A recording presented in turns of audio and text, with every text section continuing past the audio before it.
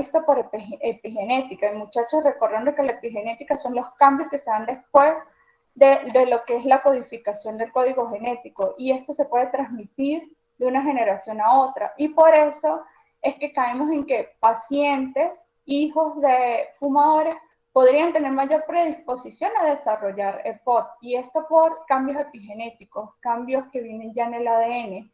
Aparte, ciertos pacientes como factores de riesgo que también vienen en el ADN tienen ciertas respuestas inflamatorias más severas que otros y hacen que puedan darse todos los cambios que vamos a ver más adelante con respecto a la enfermedad. Entonces dijimos que está el tabaco, está la exposición, ya sea activa o pasiva. Evidentemente, si es activa va a haber mucho mayor riesgo, si es pasiva, menor riesgo, pero no nos quedemos solamente con estos factores, que debe haber una predisposición genética también detrás de todo eso, y por eso no todos los pacientes van a desarrollar EPOC, y que pueden haber otros factores de riesgo, por ejemplo, la contaminación ambiental. Ya se está identificando, no hay estudios tan claros, pero sí cada vez hay muchos más reportes que entre los países hayan mayor contaminación, mayor riesgo a la presentación de la enfermedad, y esto siempre lo preguntamos, la exposición a biomasa.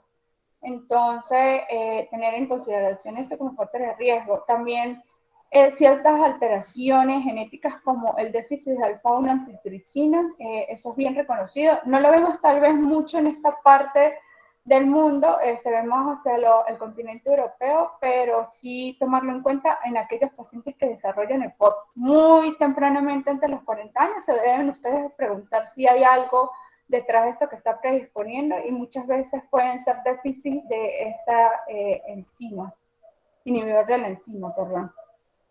Entonces, seguimos echando el cuento, o sea, ya dijimos que había un factores de riesgo y que debe haber factores de riesgo para desencadenar ciertas respuestas y ciertos cambios.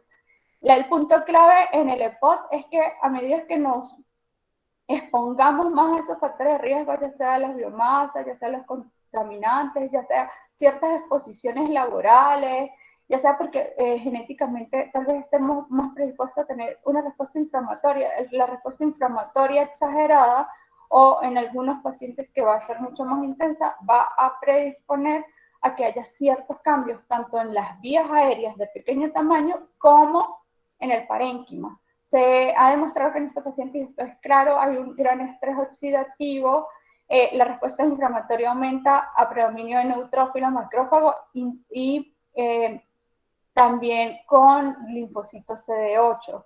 Hay aumento de ciertas interleuquinas, acá no está, pero está la interleuquina C, la interleuquina 8 y factor de necrosis tumoral alfa.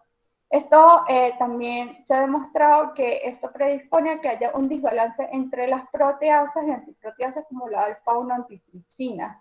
Entonces, todo esto va a llevar a que haya cambios a nivel de las vías aéreas, dado por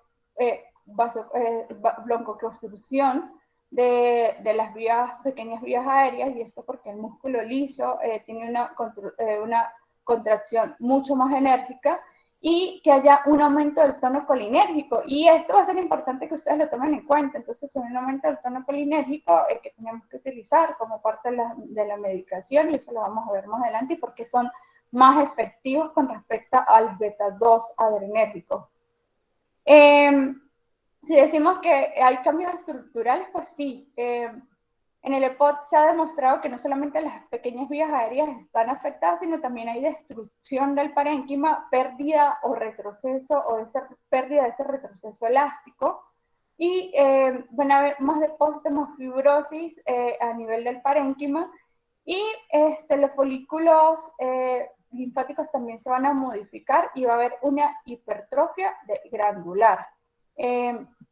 Todo esto entonces se traduce en que hay un proceso inflamatorio crónico, porque se tiene que mantener, pero en algunos pacientes ya dijimos que como ciertas características individuales, estos procesos inflamatorios tienden a ser mucho más manifiestos que en otros, y que tal vez ahí está la clave, porque no todos los pacientes con cierta exposición a factores de riesgo desarrollan EPOC, porque imagínate cuánto sería nuestra prevalencia.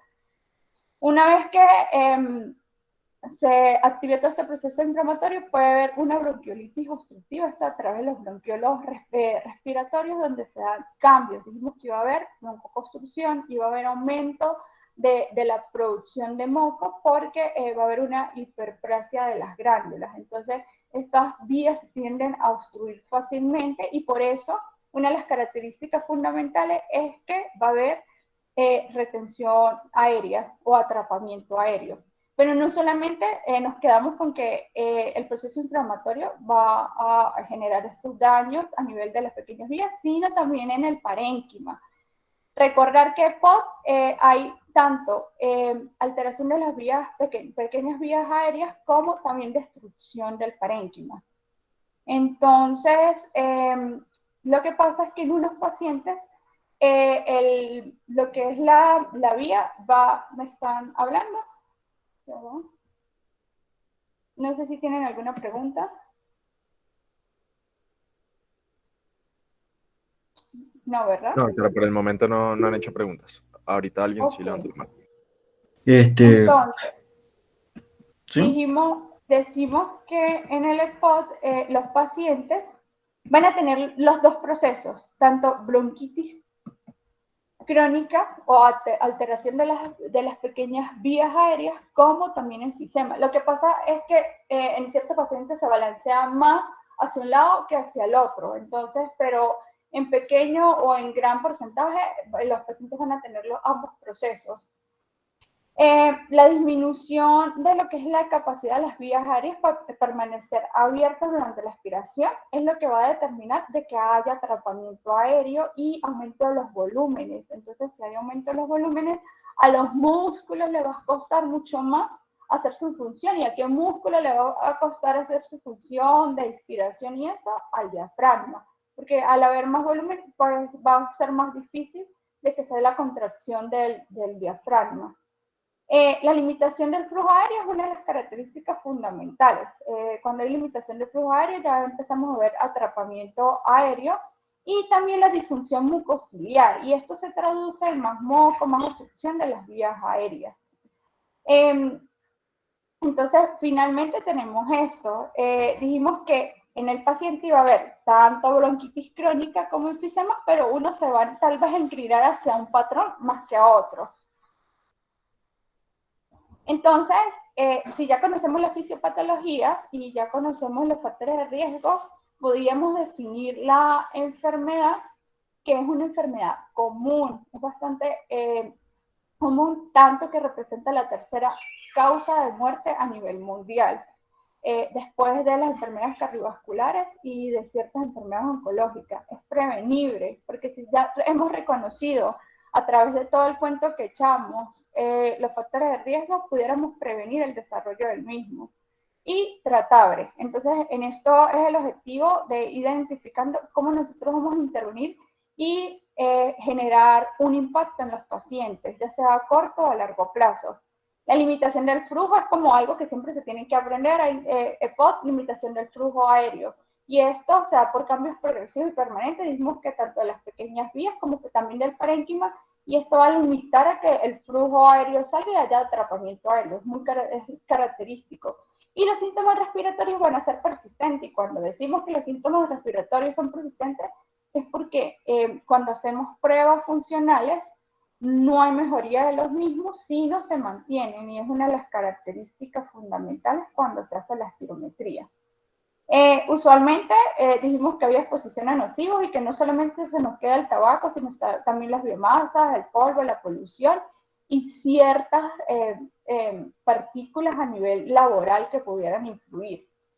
Factores individuales, hablamos de los genéticos y dijimos que no solamente estos pacientes van a estar predispuestos a una respuesta inflamatoria mucho más manifiesta, sino hay ciertos pacientes que tienen ciertos déficits de antiproteasas como alfa-1 antitripsina, y ciertos pacientes que por epigenética, hijos de fumadores, van a tener mayor predisposición. Pero no solamente se queda en esto, pacientes asmáticos tienen mayor predisposición a desarrollar EPOD. Mujeres, y ojo con esto porque cada vez vemos muchas más mujeres fumadoras, tienen ciertas características que a pesar de que no tengan el mismo IPA o la misma posición al tabaco, pueden desarrollar hasta más rápido EPOC que los hombres. Y pacientes, y esto no tendemos a preguntarlo mucho en la historia, y tal vez ustedes se van a caracterizar si lo preguntan en pacientes con EPOC, y tal vez se hace un trabajo en un futuro que los pacientes que han nacido prematuros, bajo peso al nacer, tienen cierta predisposición a esto, y esto es por el desarrollo pulmonar que tiende a ser menor que pacientes que no hayan tenido estas características. La alta morbimortalidad es la segunda enfermedad respiratoria después del asma, entonces nos podemos imaginar que tiene una prevalencia importante, y dijimos que es la tercera causa de mortalidad. Que no se nos olvide esto, porque en la guía anterior nos hablaban de la cuarta causa y actualmente nos están hablando de la tercera causa. Ojo con esto, de mortalidad a nivel mundial. Y el manejo inadecuado conduce a exacerbación, y ahí es donde nosotros podemos intervenir. Estos pacientes podemos de verdad tratarlos de manera adecuada y disminuir las exacerbaciones, y esto nos va a disminuir tanto gastos hospitalarios como disminuir mortalidad. Entonces, esta es parte de la guía. Ellos nos hablan los factores de riesgo, los factores individuales del paciente y ciertas características fisiopatológicas, y acá está el pobre desarrollo o crecimiento pulmonar, y por eso les hablaba de los pacientes prematuros, bajo peso, con ciertas pacientes que han tenido infecciones respiratorias a repetición o ciertas enfermedades respiratorias desde la infancia, no tienen el mismo crecimiento pulmonar que tendría un paciente sano. Entonces, esto debería quedar muy bien asentado en la historia, pero muchas veces se nos olvida. Y no olvidar que la clave está en esta enfermedad, y lo que va a ocasionar síntomas sistémicos, afectación sistémica, en la respuesta inflamatoria crónica mantenida.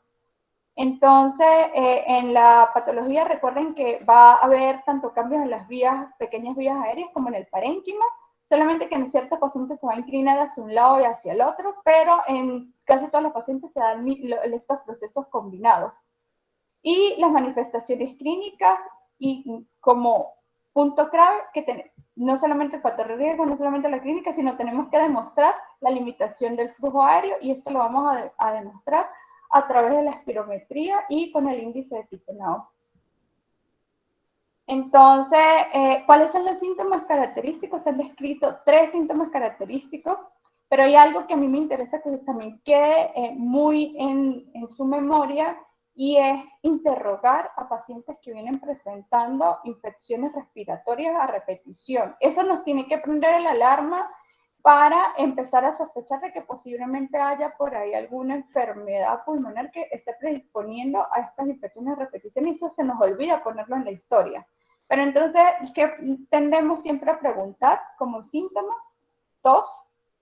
Estos pacientes tienden a presentar una tos crónica, es generalmente la primera manifestación, puede ser una tos productiva, puede ser una tos seca. Esto también nos debe prender los bombillos de las alarmas.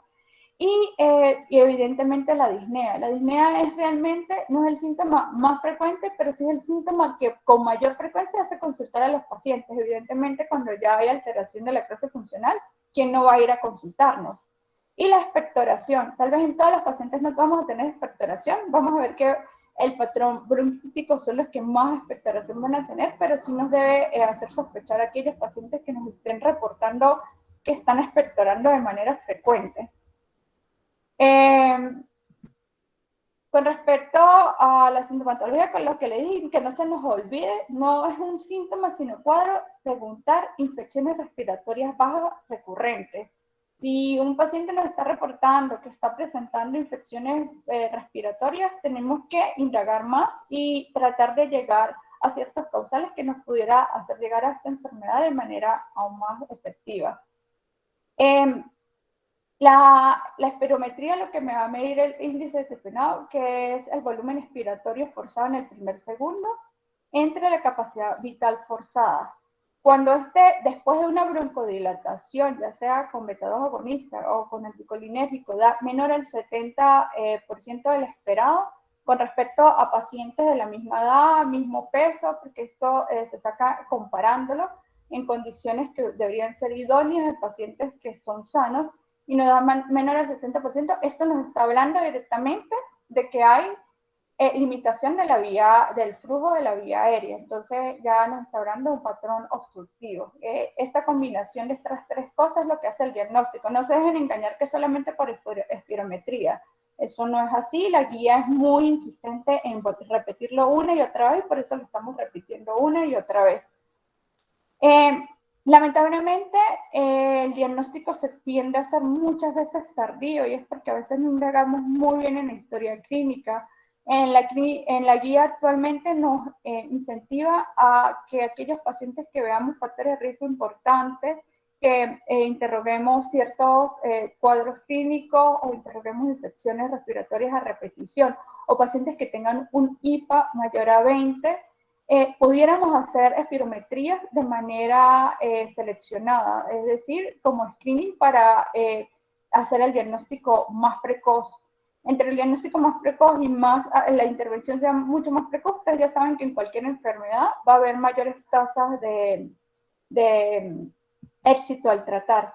Y los fenotipos, no olvidar los fenotipos, y lo traigo, esto como memotecnia, traigo pues ciertos personajes que conocemos muy bien y que nos puede ayudar a acordarnos de los fenotipos característicos, que estos son ultra preguntados. Estos se los van a preguntar los residentes, se los van a preguntar en revistas, se los van a preguntar los profes. Entonces siempre los debemos tener en cuenta. Recuerden que hay dos fenotipos característicos. Tal vez no lo vemos tan de librito en la clínica, pero sí pudiéramos empezarnos a orientar con respecto a ciertas presentaciones clínicas.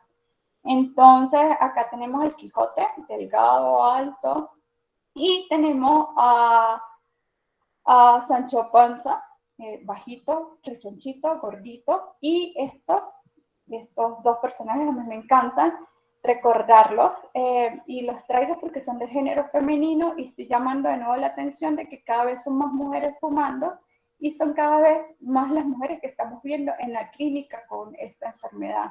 Entonces tenemos alegría y tenemos tristeza.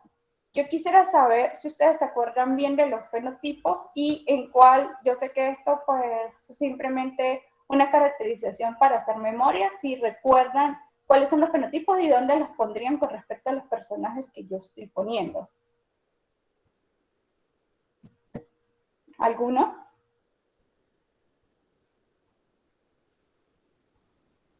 ¿Ninguno recuerda los fenotipos del EPOC?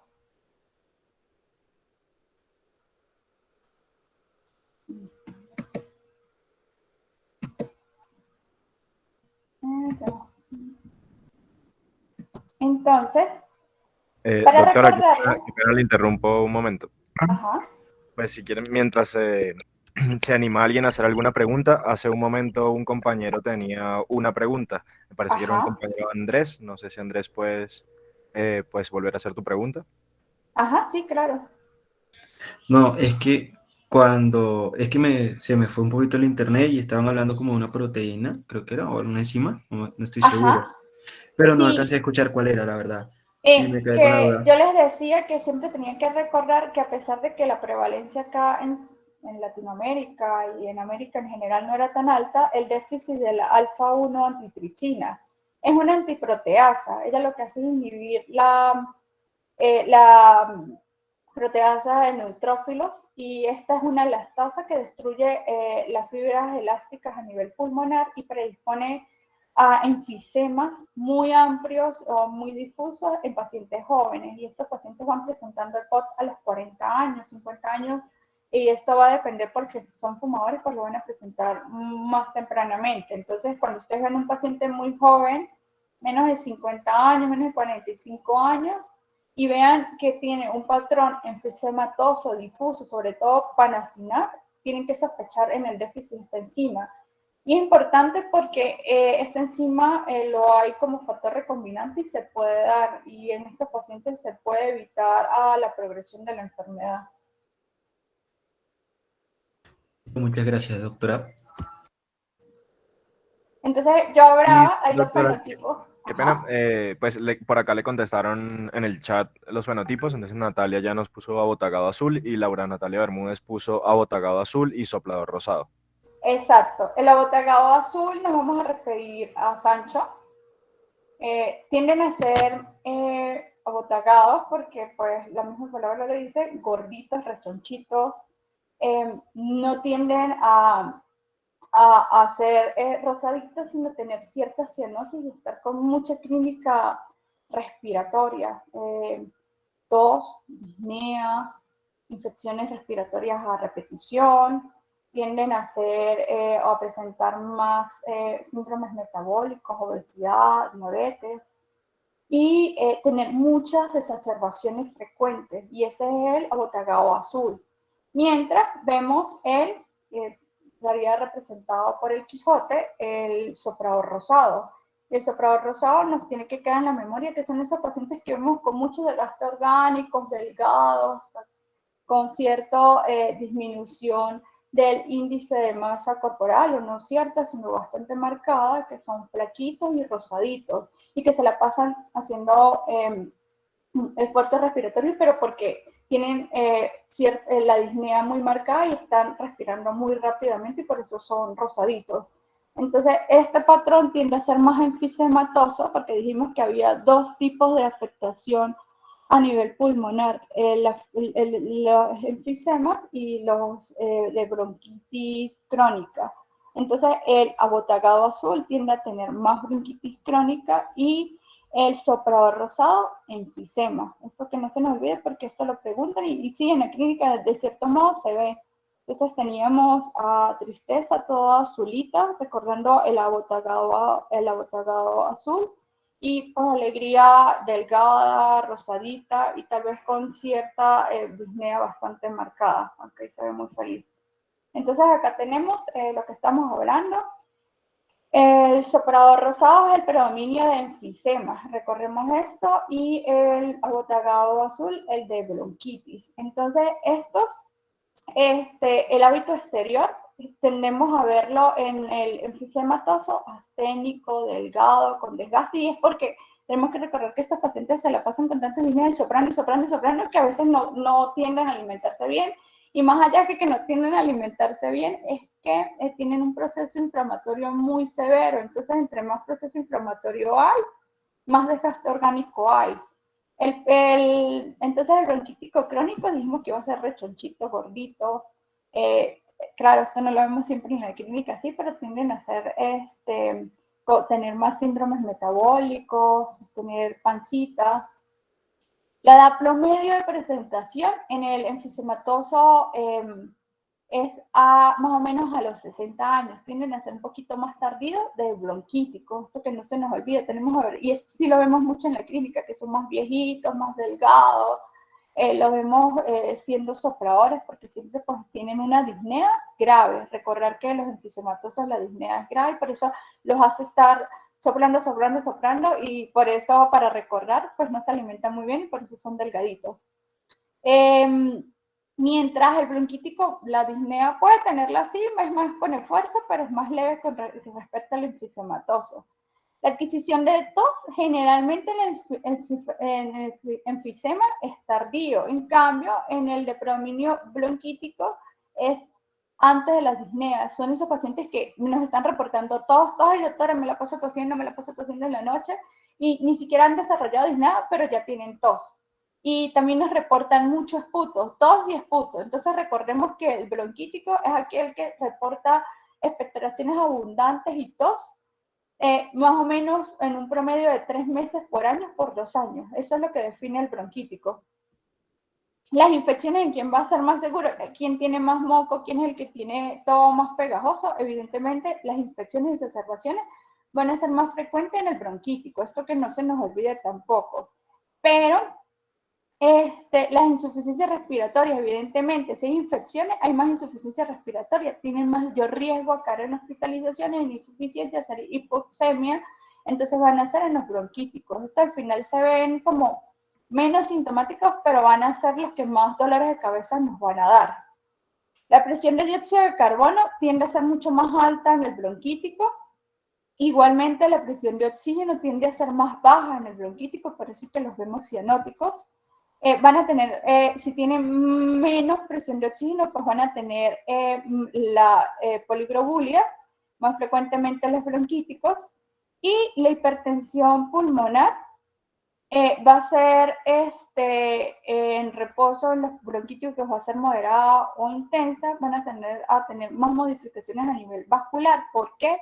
Porque entre más hipoxemia tengamos en nuestro organismo, a nivel pulmonar va a haber más modificaciones y va a haber más riesgo a hipertensión. Entonces la hipertensión la vamos a ver también más en el bronquítico. Por pulmonares, evidentemente, si dijimos que hay más hipertensión pulmonar en el bronquítico, ¿quién va a presentar más cor pulmonares? Evidentemente, el bronquítico. La retracción elástica, en cambio, si como el parénquima se está destruyendo en el enfisema, evidentemente la retracción elástica va a disminuir gravemente en el patrón enfisema. Y la retención aérea va a estar aumentada en el bronquítico. Esto es a modo de repasar. Tal vez en la clínica no los vemos con todos estos signos, pero sí ya nos podemos ir guiando y esto nos va a guiar para las terapias. La capacidad de función, si en el patrón enfisema está destruyéndose el parénquima, va a estar disminuida la difusión a nivel del enfisematoso, mientras en el bronquítico puede estar normal o ligeramente disminuida. Y el esfuerzo respiratorio, el que está siempre soplando y soplando, y esto recordarlo, es el del patrón de enfisema. La auscultación generalmente en el enfisema no es una auscultación bastante sonora, sino más bien el murmullo vesicular disminuido, mientras en el bronquítico hay roncos, sibilancia, son los que más escuchamos así manifiesto y que tal vez nos gusta más ocultar. Entonces, a nivel de los rayos X, pues a nivel de los rayos X va a haber signos de hiperinsuflación, a nivel del enfisematoso va a haber aplanamiento diafragmático porque va a haber más atrapamiento aéreo, va a haber hiperclaridad, ustedes van a ver esos rayos X súper claras, y es muy importante porque esto siempre se los manda y se los preguntan los especialistas, la hiperclaridad a nivel de retrocardíaca. No se les olvide por nada del mundo ver la lateral en la rayos X de este paciente porque es muy característico la hiperclaridad a nivel retrocardíaca. En cambio, en los bronquíticos va a haber un engrosamiento de las paredes bronquiales y se asocia mucho a bronquiectasias. La trama bronquiovascular va a estar aumentada, son los que ustedes ven con bastantes secreciones, con las ramas muy aumentadas, todas las ramitas blanquitas. Esos van a ser los bronquíticos, mientras los enfisematosos van a ser súper claritos. El corazón va a ser chiquitico como una gota. En cambio acá, estos tienden a tener crecimiento de las cámaras, sobre todo del lado derecho, y van a ver el corazoncito también más rechonchito, más gordo. Entonces, esto es para recordar. Esto lo saqué de esta página de Instagram, por si los quieren ver. Tienen diagramas muy ilustrativos y puede ayudar a recorrer ciertas cosas que a veces los que somos gráficos nos puede orientar. Entonces, dijimos que la tos es una de las manifestaciones más tempranas, y siempre tenemos que hacer diagnóstico diferencial. La tos se puede presentar no solamente por el EPOC, sino en muchísimas patologías, tanto intratorácicas como extratorácicas, y sobre todo las extratorácicas es lo que yo más quiero que ustedes lo tengan en claro para que lo interroguen. La rinitis, la congestión nasal, esos pacientes que ustedes escuchan así hablando todos nasales, y van por tos, no vayan a pensar inicialmente que va a ser algo pulmonar. Evidentemente hay que hacer el diagnóstico diferencial, hay que interrogar, pero esos pacientes tienden a tener un mosquito y ese mosquito va cayendo a nivel posterior y esto irrita y produce tos. También está el síndrome de las vías aéreas superiores. Esto está relacionado mucho con reflujo gastroesofágico, irrita la faringe, se va a las vías aéreas inferiores y produce tos. Por eso el reflujo gastroesofágico se debe interrogar, hay que interrogar al paciente si tiene acidez, si tiene sensación de pirosis, si tiene sensación de que se le regresa la comida, porque posiblemente esa tos crónica pueda tener hasta un origen no respiratorio. Y las medicaciones, que no se nos olvide, los IECA, los utilizamos todavía muchísimo en la clínica. Esto, muchachos, para llamarles la atención de que siempre hay que hacer diagnósticos diferenciales. Nosotros lo vemos acá fácil porque estamos viendo las cositas poquito a poquito, estamos contando la historia, pero cuando tenemos el paciente adelante a veces no es tan fácil establecer el diagnóstico. Siempre se tiene que interrogar cómo es la disnea, cómo es la tos, cómo es la expectoración, si la expectoración cambia, todo esto nos va a ir orientando si tiene factores de riesgo y no olvidar preguntar infecciones respiratorias a repetición. Aquellos pacientes que nos digan, no, es que cada rato estoy con infección, me ha dado neumonía, me están poniendo antibióticos 2, 3 veces al año, nos tiene que prender el alarma. Los diagnósticos diferenciales, como estaba diciendo, en la guía son muy específicos con ciertas características y sería bueno revisarlos. Entonces, dijimos que el diagnóstico no se puede hacer sin demostración de la limitación de la vía aérea, y esto se va a hacer a través de la espirometría. La espirometría la podemos hacer en pacientes claramente sintomáticos, pero también dijimos que la guía aconseja que aquellos pacientes que tengamos alta sospecha, que tengan factores de riesgo, que sean fumadores, que ya nos está prendiendo el alarma porque están con infecciones a repetición, podemos hacer la espirometría incluso antes de toda la clínica manifiesta. Acá nos habla mucho que la técnica tiene que ser adecuada, se van a tomar 3 tomas y la toma con mayor índice es la que se va a reflejar. Recordando que el índice definado, si es menor al 70% del teórico esperado, se va a medir después de la administración de broncodilatadores. Podemos dar beta-2 agonista o podemos dar anticolinérgicos. Si damos beta-2 agonista, que es lo que más frecuente se hace porque por rendimiento es mucho mejor, solamente se esperan 10 a 15 minutos para hacer la toma, tendríamos que tener una disminución del índice a los valores que estoy diciendo, mientras los anticolinérgicos generalmente tenemos que esperar a 30, 45 minutos y esto no es muy costo efectivo. Por esta es la razón de que lo hacen más con beta-2 agonistas. Ojo, muchachos, la espirometría nos ayuda al sistema de estadificación de la gravedad, severidad, pero tenemos que tomar en cuenta, esto se hace a través del volumen expiratorio forzado en el primer segundo.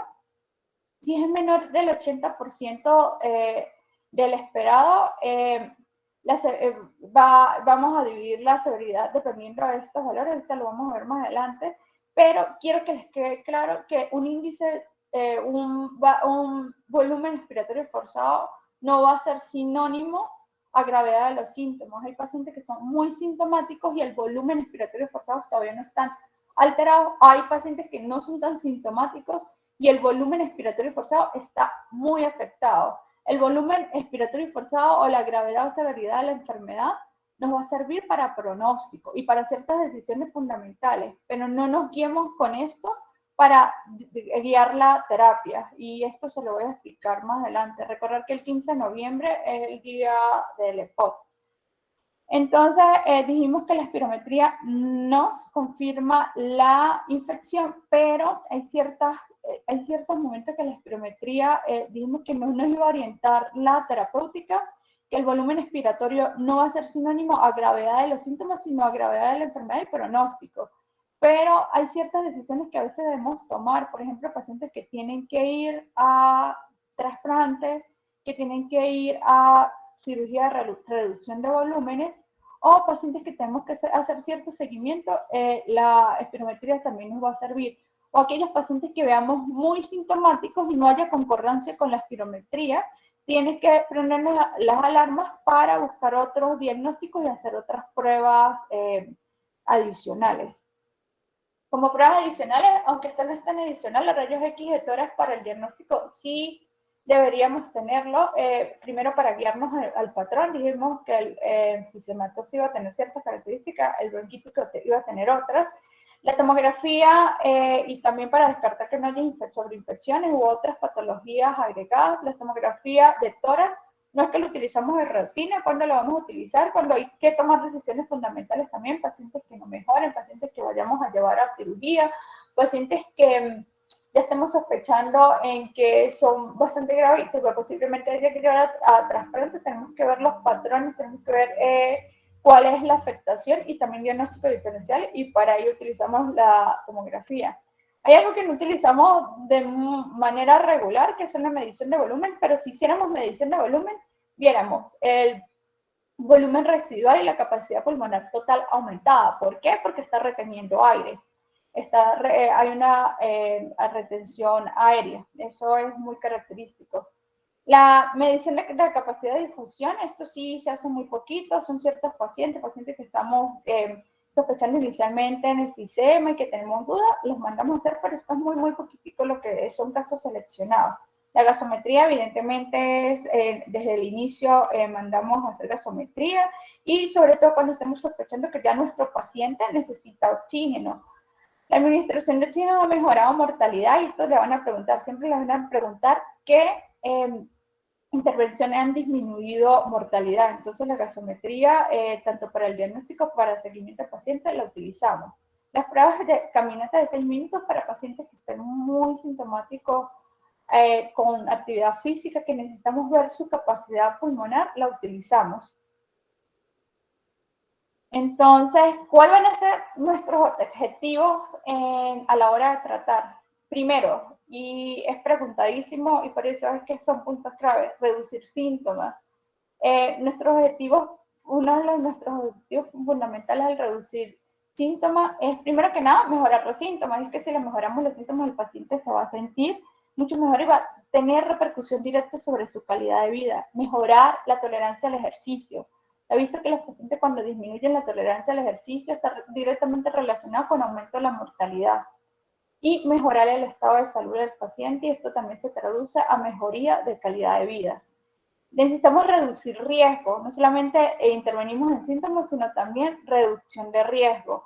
Y esto es para prevenir la progresión de la enfermedad, prevenir exacerbación, y acuérdense que cada exacerbación, si hay exacerbaciones importantes, el paciente puede terminar en el hospital y en el hospital aumenta las complicaciones y los riesgos de mortalidad.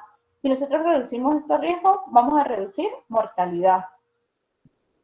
Entonces, considerar a la hora de tratar la frecuencia de los síntomas. Y esto, los estudiantes que generalmente están conmigo, siempre hacemos tasas o score para cuantificar qué tan frecuentes están los pacientes sintomáticos, qué tan frecuentes se están exacerbando. Esto que no se nos olvide porque es que nos va a guiar muchísimo a qué intervenciones vamos a aplicar.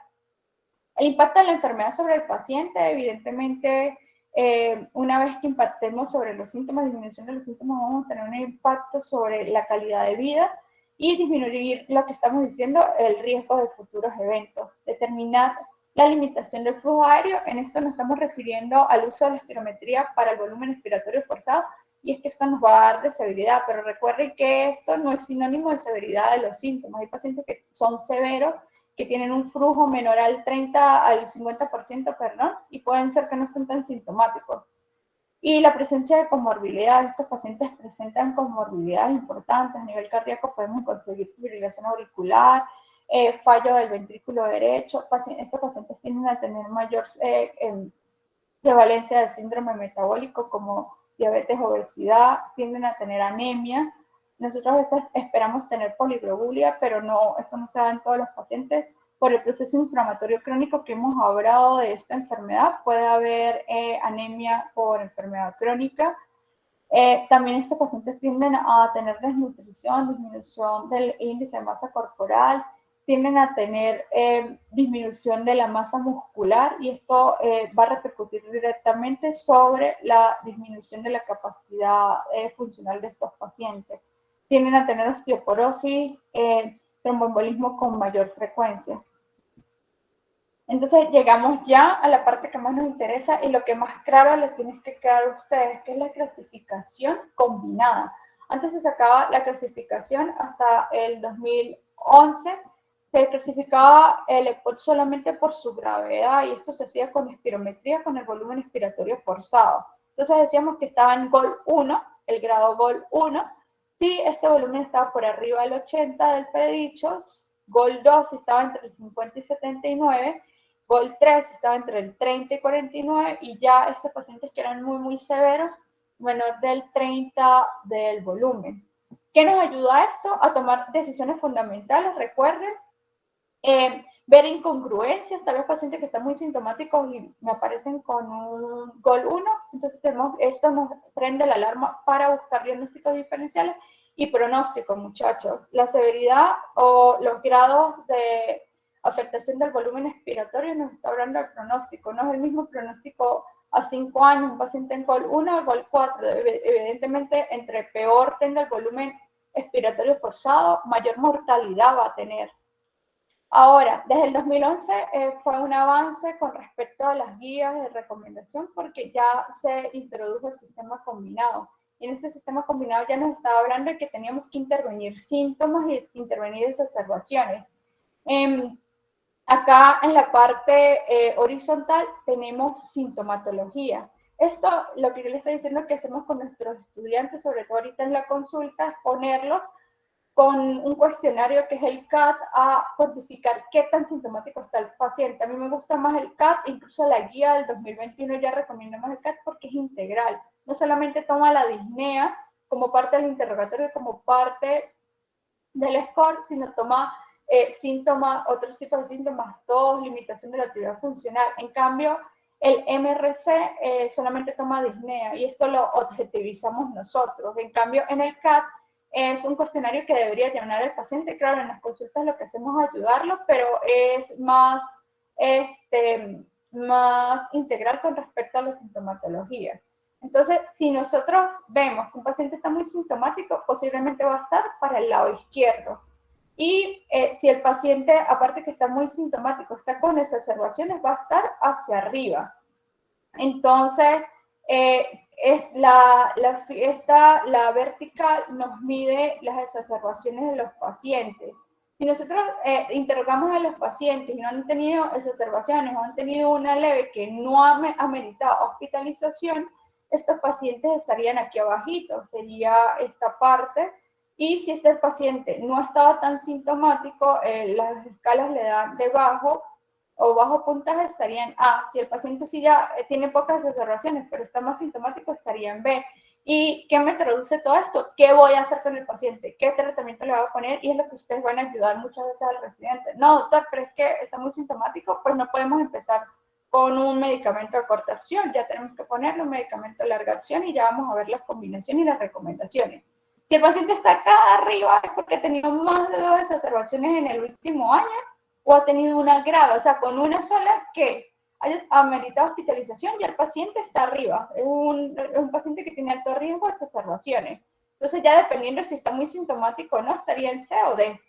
Y entonces, ¿para qué me está sirviendo este sistema de clasificación? Para el tratamiento, para el manejo, para yo saber qué voy a hacer con el paciente en la consulta, en la hospitalización. Ustedes lo pueden aplicar en cualquier ámbito en donde estemos con pacientes con el POT y que lo estemos evaluando. Claro, en las urgencias es diferente. Entonces, ¿qué nos aumenta la mortalidad? Tenemos que estar claros de qué nos aumenta la mortalidad en estos pacientes. La hipoxemia crónica aumenta mortalidad. La disminución del volumen expiratorio forzado en el primer segundo, dijimos que aumenta la mortalidad y por eso entre mayor grado, más mortalidad va a haber. La pérdida de masa muscular y la pérdida de peso aumenta la mortalidad de estos pacientes y por eso es que se crearon estos dos índices, el BODES y el BODEX. Lo único que cambia en estos índices es que este me mide tanto índice de masa corporal, un índice de masa corporal menor al 21 aumenta mortalidad, obstrucción de la vía aérea, el volumen expiratorio forzado, entre más bajito aumenta mortalidad. Estos son score para predecir pronóstico, recordarlo. Un paciente que esté muy sintomático con disnea y aquí el paciente que tenga una prueba de caminata de 6 minutos alterada o con alteraciones, evidentemente la disminución de la actividad física me aumenta mortalidad, por eso es que subieron estos dos índices. Acá muchas veces no podemos hacer la prueba de los 6 minutos, entonces acá en este índice lo que van a tomar es las exacerbaciones. Aquel paciente que esté con mucha disnea o sintomático y muchas exacerbaciones, la mortalidad va a aumentar. Entonces, si nosotros ya sabemos lo que nos aumenta la mortalidad, tenemos que, por lógica, saber responder cuando nos pregunte qué disminuye la mortalidad, qué intervenciones va a disminuir la mortalidad. La oxigenoterapia domiciliar en los pacientes que tienen hipoxemia crónica disminuye mortalidad, muchachos. El abandono del tabaco, sin duda, esa es una de las primeras intervenciones que tenemos que hacer. La cirugía de reducción de volumen en pacientes con enfisemas importantes, sobre todo heterogéneos, que se puedan intervenir y disminuir el volumen para que el diafragma mejore su función, mejora mortalidad y disminuye la mortalidad, mejor dicho. Algo que ha revolucionado en los últimos años la ventilación mecánica no invasiva, tanto en las exacerbaciones, porque si usted lleva a un paciente a ventilación mecánica, esto va a tener muchas complicaciones, primero mayor riesgo de infecciones nosocomiales o asociadas al ventilador mecánico, o estos pacientes son terriblemente difíciles extubarlos. Entonces, si yo evito llevarlos a intubación, evidentemente esto me va a disminuir la mortalidad a nivel de las exacerbaciones. Pero no solamente esto, hay pacientes que tienen indicada ventilación mecánica no invasiva ambulatoria. En el uso domiciliar también me va a disminuir mortalidad. Si yo dije que disminuir la capacidad funcional, disminuir la capacidad de tolerancia al ejercicio, aumenta mortalidad. Evidentemente, todavía esto falta estudios, esto falta demostrarlo, pero algunos autores nos dicen que la rehabilitación pulmonar puede disminuir la mortalidad. La vacunación, sin lugar a dudas, disminuye mortalidad. ¿Qué voy a intervenir o qué se va a intervenir una vez que tengamos el diagnóstico del paciente? Tenemos que clasificarlo. Dijimos que lo vamos a clasificar ya sea en grados o en grupos. Si tenemos un paciente en el grupo A, sabemos que es esencial, hay que incentivar al abandono del hábito tabáquico. Entonces, este paciente, el abandono del hábito tabáquico va a ser fundamental.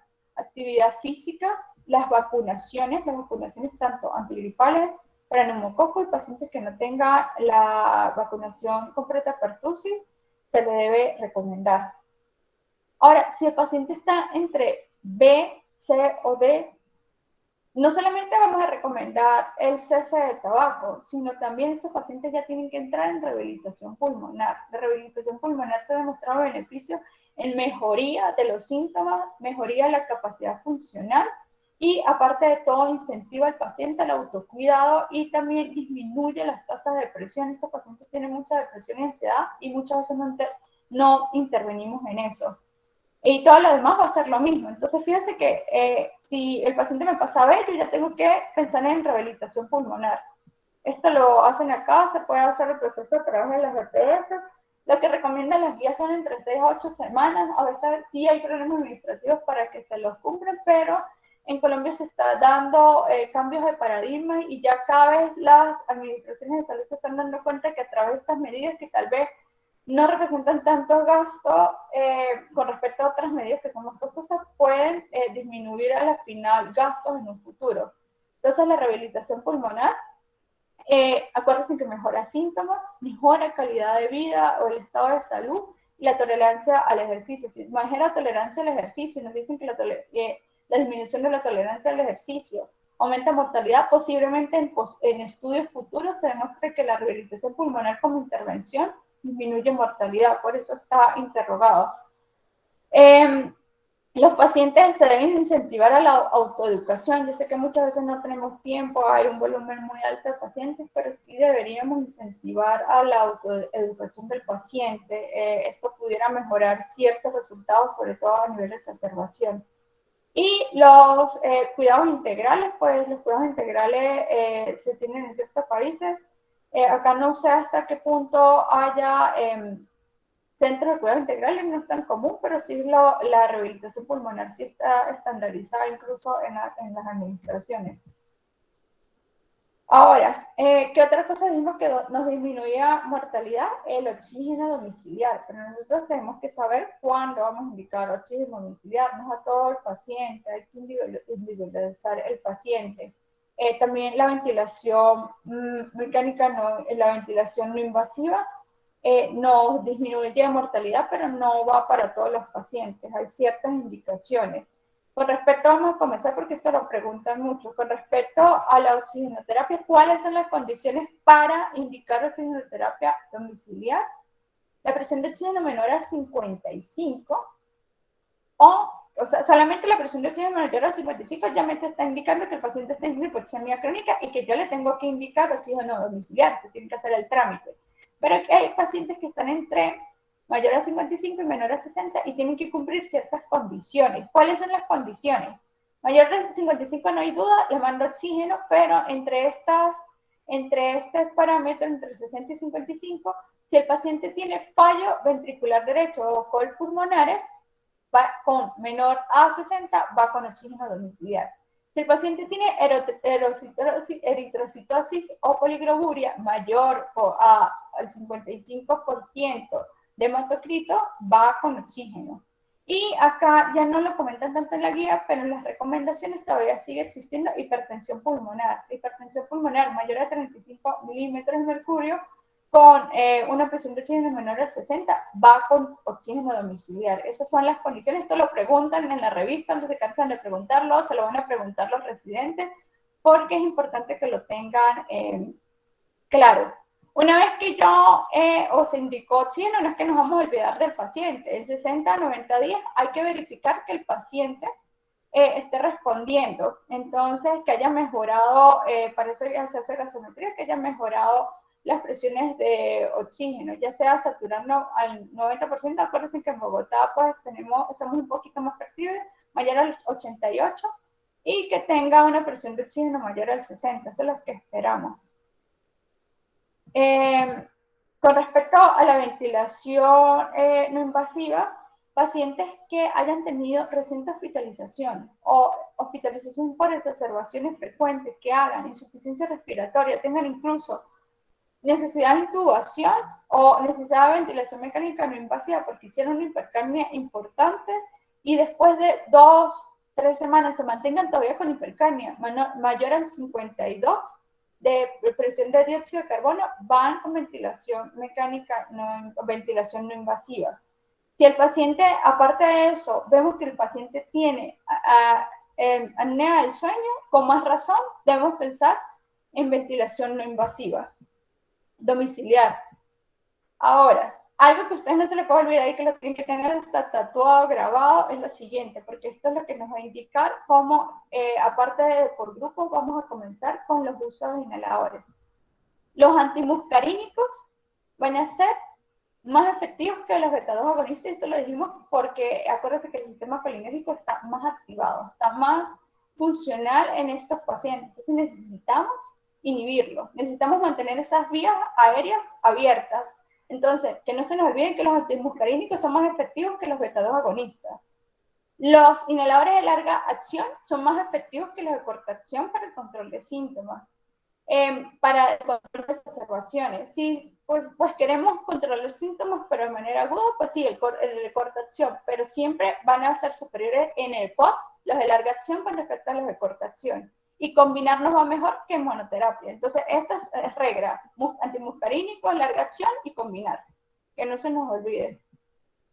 Entonces dijimos que íbamos a dividir los pacientes según las exacerbaciones y los síntomas. Entonces lo vamos a dividir en 4 grupos.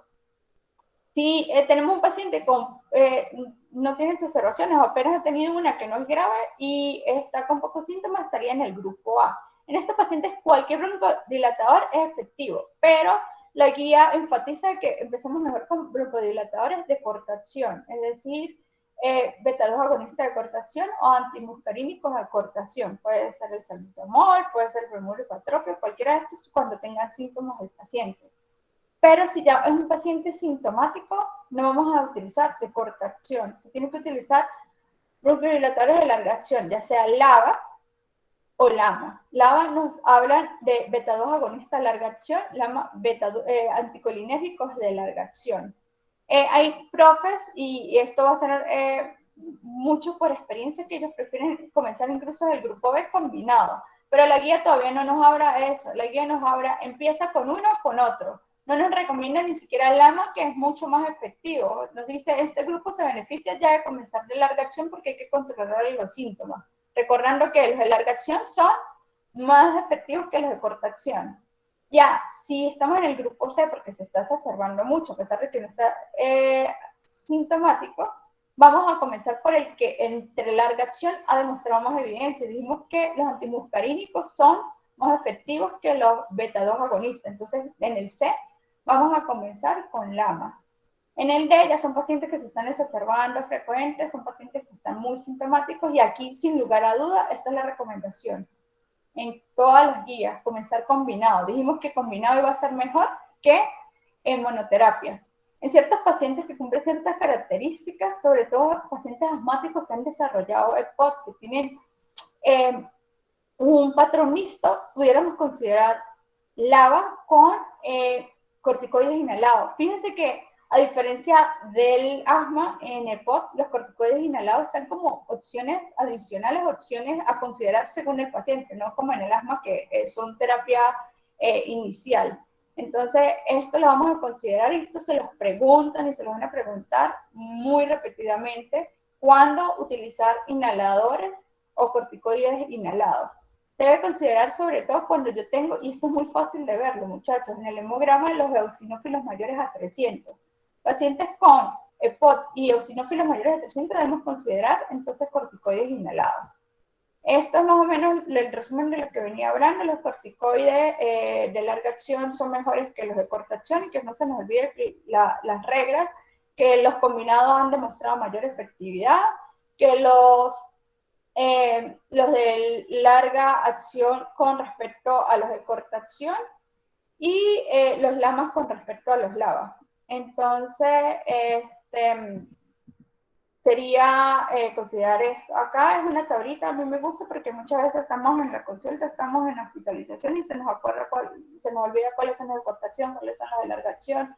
No olvidar que los de corta acción, los beta-2 agonistas, está el archiconocido salbutamol, está fenoterol, terbutalina como de corta acción para mejorar síntomas. Los de larga acción está el salmeterol, el formoterol que lo utilizamos muchísimo, y indacaterol de larga acción. Los anticolinérgicos, como no olvidar que los de corta acción como el bromuro y patropio, pero de larga acción ya tenemos muchísimas moléculas. Mecrinidium cada vez lo utilizamos más. El tiotropio es archiconocido. También está el ricopurelato y están otros mucho más. Entonces, cada vez son más los inhaladores combinados que tenemos, los inhaladores de larga acción. Y recordar que a partir del 1 de enero ya podemos utilizarlos sin hacer MIPRES. O sea, que se supone que para un futuro nuestros pacientes con EPOC deben disminuir las exacerbaciones y mejorar sintomatología, porque ya tenemos los recursos para hacerlo. Entonces, una vez que se haya instaurado el tratamiento, debemos hacer el seguimiento.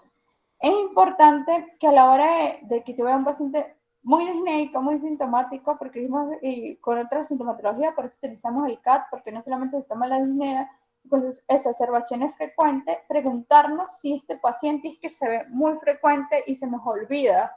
Preguntarnos si el paciente está recibiendo o haciendo la técnica adecuada. Tenemos que verificar que el paciente esté haciendo la técnica adecuada con el inhalador. Ustedes se van a sorprender la cantidad de pacientes que no se sabe aplicar el inhalador.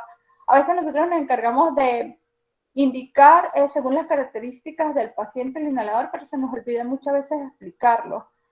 Las casas farmacéuticas de que venden o fabrican estos o traen estos inhaladores tienen gente para orientar la educación del paciente. Entonces, que no se nos olvide. Una vez que estamos con el tratamiento, tenemos que clasificar al paciente si está con muchos síntomas o está con muchas exacerbaciones. Si está con ambos, lo vamos a tratar como si estuviera con muchas exacerbaciones.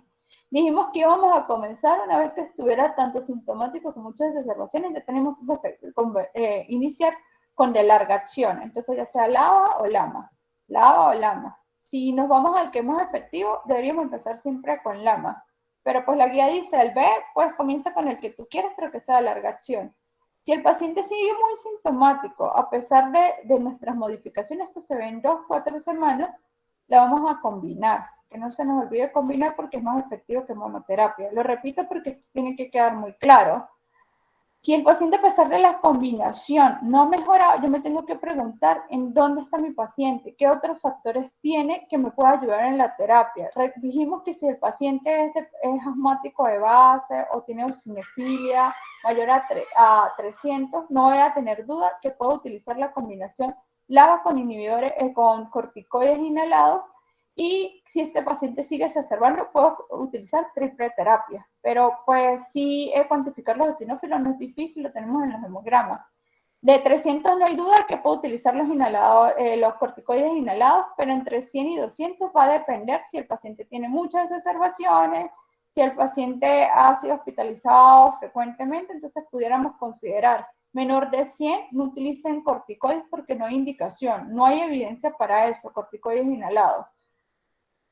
Acá el paciente exacerbado, con exacerbaciones frecuentes, ya casi que ni pensamos en esto. O sea, monoterapia no. O sea, el paciente ya se debe comenzar de una vez con terapia combinada. Si el paciente con terapia combinada sigue todavía con exacerbaciones, pero tiene menor a 100 eosinófilos, dijimos que no hay evidencia para iniciar con corticoides inhalados.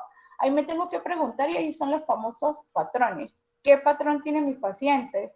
¿Es bronquítico? Si es bronquítico y está con exacerbaciones frecuentes y tiene un volumen respiratorio forzado en el primer segundo menor al 50%, entonces yo tengo que pensar en inhibidor de la fosfodiesterasa 4, está el reflumilas. Esto disminuye exacerbaciones, disminuye sintomatología.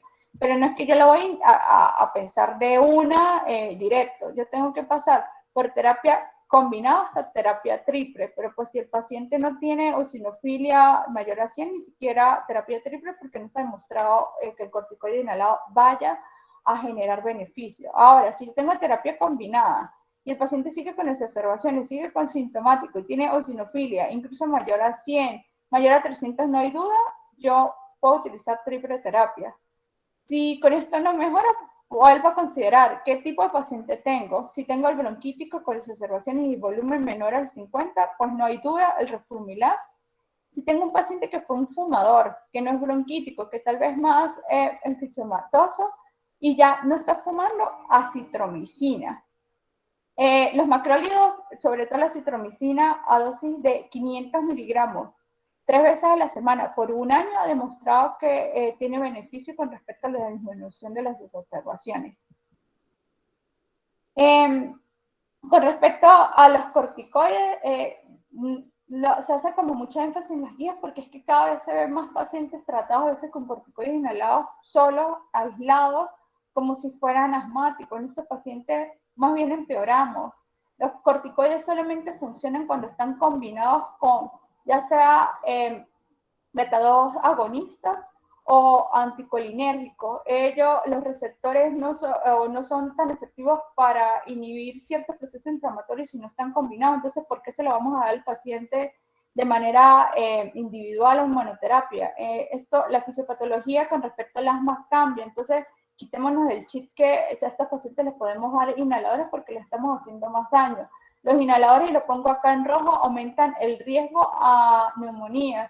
Entre mayor neumonía tenga un paciente, mayor proceso inflamatorio va a tener, y ya dijimos que la inflamación iba a llevar a muchas complicaciones. Entonces, no utilicemos inhaladores aislados o monoterapias porque no hay beneficio, más bien hay mayor riesgo.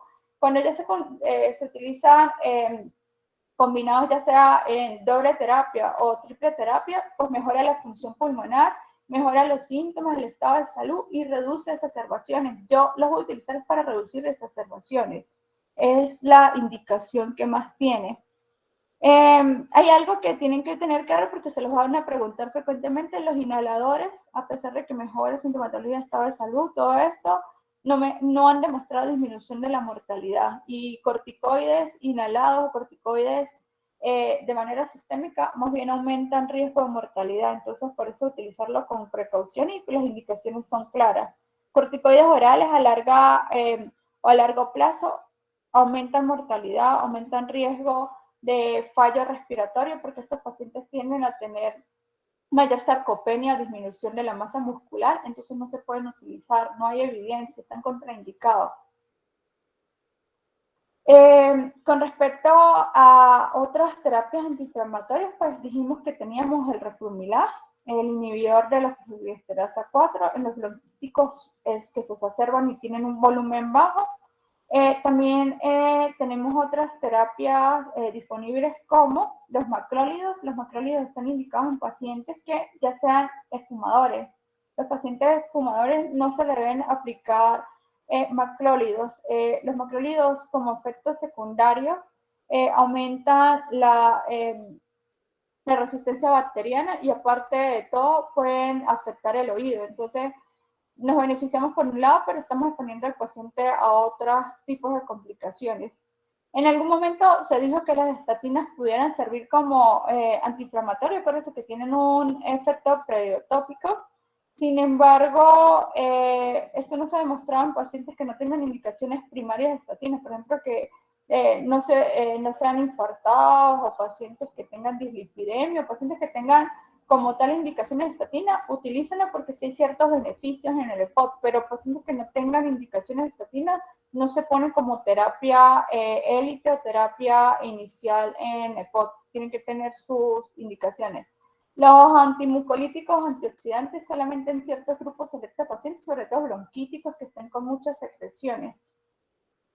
¿Qué dijimos en los corticoides? Y hacemos alerta, alerta, alerta, alerta, porque todavía se sigue viendo mucho, yo lo veo en la consulta, pacientes con EPOC con corticoides como monoterapia, y recordar que aumentan el riesgo de neumonía. No utilizar en pacientes con valores eosinófilos sanguíneos menores de 100, no hay indicaciones. No se puede utilizar en pacientes que tengan historias de infección por Mycobacterium, y no se pueden utilizar en pacientes que tengan neumonía a repetición, 2 o más episodios de neumonía pendiente, no hay indicación. Pudiéramos considerarlo por eso en pacientes de entre 100 a 300 eosinófilos sanguíneos y que tengan exacerbaciones graves o moderadas en el transcurso de la enfermedad, pudiéramos considerarlo, sobre todo si se están exacerbando.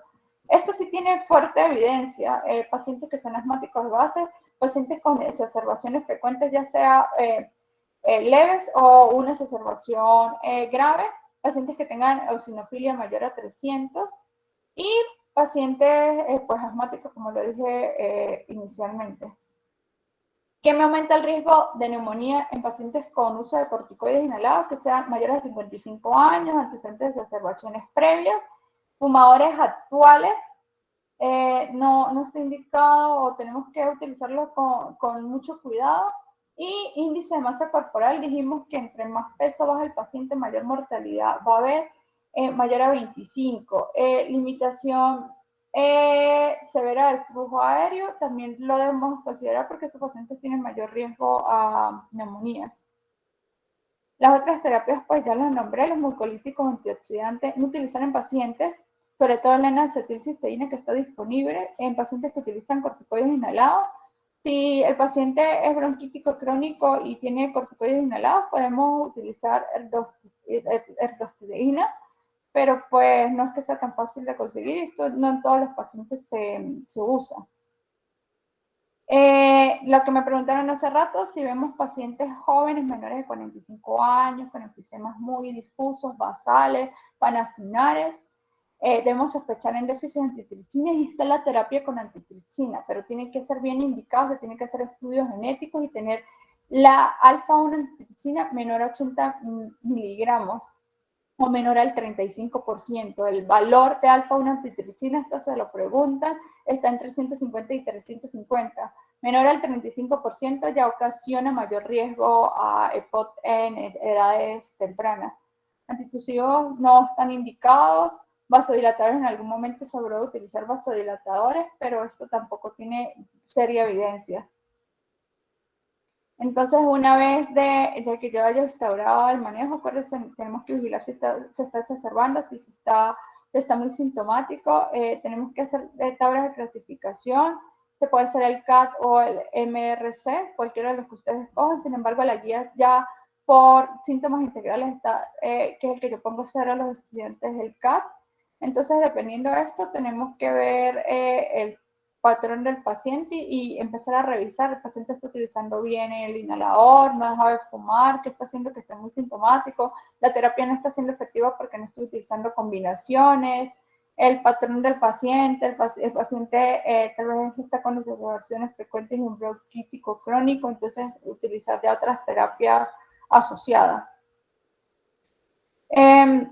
Los pacientes con difícil manejo que ya hemos hecho de todo, que están con triple terapia, que están con acitromicina, que están con roflumilaz y no mejoran, tenemos que pensar sobre todo en el patrón de enfisema y por eso es que hice énfasis y el jueguito o la memotermia con las figuras que puse. Tenemos que saber si está en enfisema y si este enfisema tiene un patrón homogéneo o es una bula muy grande que pudiéramos practicar la bulectomía. Todo esto mejora volumen. Al disminuir volumen, recuerden que mejora la función de los músculos respiratorios, sobre todo el diafragma. Si estamos presenciando un enfisema heterogéneo, es decir, parchado en algunas partes y no es homogéneo en todo el pulmón, pudiéramos, dependiendo de las condiciones del paciente, llevarlo a cirugía de reducción de volumen. Actualmente se están haciendo más por broncoscopia porque tienen menor riesgo a nivel quirúrgico. Y aquellos pacientes que ya hemos hecho de todo como última opción, trasplante de pulmón. Sin embargo, el trasplante de pulmón, esto se los pregunta, no han disminuido mortalidad. No es recomendada la cirugía de reducción de volumen en aquellos pacientes con enfisemas muy grandes y homogéneos, con volumen expiratorios menor del 20 o difusión menor del 20, y que dijimos que pues íbamos a utilizar la tomografía para definir a estos pacientes que tengan un enfisema homogéneo bastante extenso. Esto aumenta la mortalidad. El trasplante en pacientes muy sintomáticos, en pacientes muy graves, con estos índices de mortalidad que estén muy altos y que tengan volumen expiratorio, lo que dijimos que contraindicaba acá, indica la cirugía, menores al 20, que tenga la difusión menor al 20 y que el TACAR tenga un enfisema homogéneo, que estén con exacerbaciones frecuentes, con hipercapnia aguda, a pesar de que tenga ventilación no invasiva, que tengan hipertensión pulmonar o col pulmonar a pesar de oxígeno. Estos pacientes ya debemos considerar el trasplante. Recordar que también está el manejo paliativo. Y entre el manejo paliativo, pues actualmente se está teniendo en cuenta, y sobre todo en Colombia, que ya se aprobó de manera por legislación la eutanasia. Hay ciertos pacientes, y estos pacientes al final van a ir a un estadio terminal. Está el señor Víctor, fue uno de los primeros pacientes en que se le aplicó eutanasia, un paciente con EPOT, tenía una calidad de vida muy mala, después de un proceso largo pudo acceder al beneficio que está dando por ley. En pacientes con manejo paliativo, recordar el manejo de la disnea con opiáceos, el soporte nutricional, dijimos que bajar de peso, que perder masa muscular o índice de masa corporal, aumentada mortalidad. Entonces estos pacientes tienen que tener consejo nutricional y soporte nutricional, y evidentemente intervenir en lo que es la educación del paciente, la rehabilitación pulmonar, para que esta fase terminal de los pacientes no sea tan trágica. Por eso estos pacientes tienden ya a pedir su derecho a eutanasia, y pues está muy en la palestra actualmente. Muy rápidamente y sucintamente, las exacerbaciones, recordando que las exacerbaciones o agudizaciones, como lo dice su palabra, es el cambio agudo de los síntomas de los pacientes y que requiera una intervención o una intervención terapéutica adicional. Recordar que podemos iniciar antibióticos en pacientes que tengan aumento del esputo, de la cantidad de esputo, o que el esputo sea mucho más denso, que esté más purulento, o que el paciente esté con mayor disnea. Entonces pudiéramos considerar un Antonice 1 o 2, iniciar antibióticos. Los inhaladores de corta acción, sí, claro, en exacerbaciones o agudizaciones están recomendados, y recordar siempre que es mejor combinado. Corticoides, aquí sí pudiéramos utilizar corticoides, pero por corto tiempo, 5 a 7 días, a una dosis de 40 miligramos prednisona, vía oral. No hay diferencia con respecto a la intravenosa y tienen menores efectos secundarios. Sobre todo pacientes que estén muy graves, pacientes que tengan insuficiencia respiratoria, pacientes que requieran ventilación no mecánica. Acá la ventilación mecánica, con respecto a la ventilación mecánica, esta, me disculpan, es ventilación no invasiva. Lo debemos considerar en qué pacientes.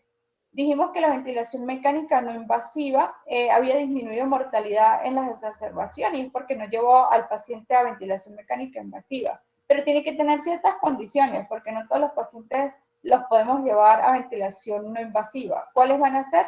Aquellos que tengan una presión de dióxido de carbono mayor a 60, pero que no tengan acidosis respiratoria severas. Las que sean leves a moderadas, es decir, que el pH lo veamos entre 7.25 y 7.20, no menor de 7.20, y que no tengan alteración del sensorio, que no estén somnolientos, que no tengan inestabilidad hemodinámica ni agotamiento respiratorio, podemos considerar ventilación mecánica no invasiva.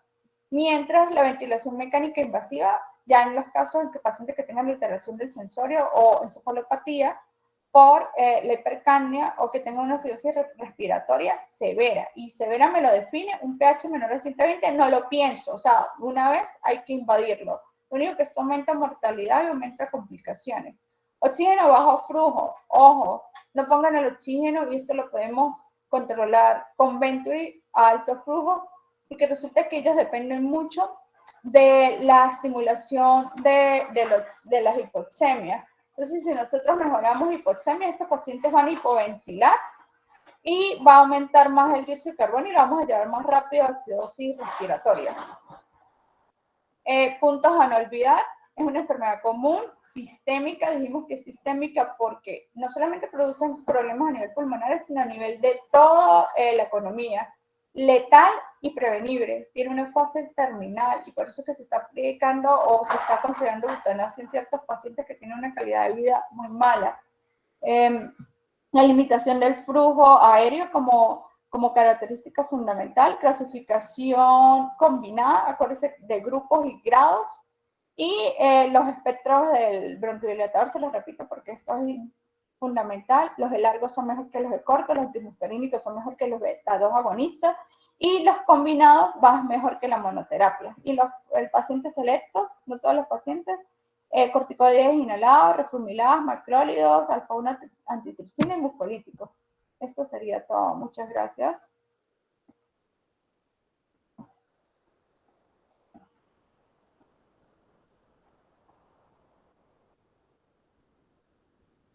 ¿Alguna pregunta o alguna duda?